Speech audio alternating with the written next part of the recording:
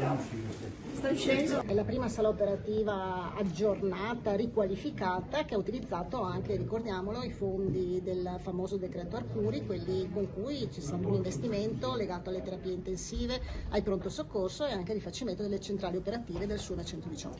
1.600.000 euro che abbiamo destinato alla riqualificazione della centrale operativa del SURA di Padova, un investimento importante, un'azione nei confronti della comunità veramente eccezionale, grazie ai finanziamenti Arcuri e alla Regione che ci ha accompagnati in questo percorso.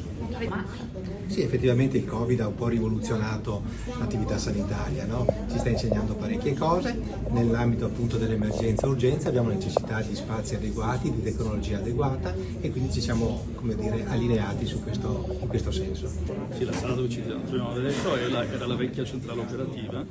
Il primo passo è stato quello di acquisire degli spazi aggiuntivi, che sono quelli dove adesso c'è la nuova centrale operativa, per cui quello è il primo lavoro che abbiamo fatto. Abbiamo attivato quella e poi questo vecchio locale è stato utilizzato come, diciamo, locale polmone per permettere di lavorare sugli altri locali e via così.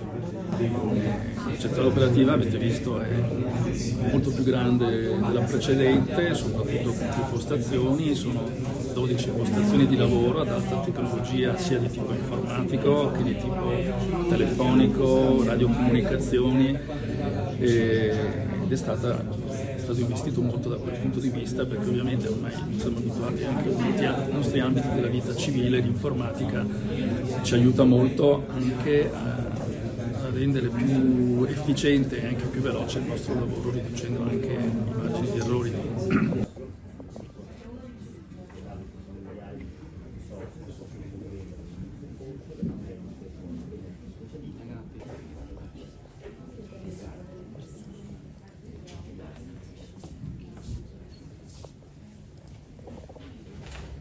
Meglio di così.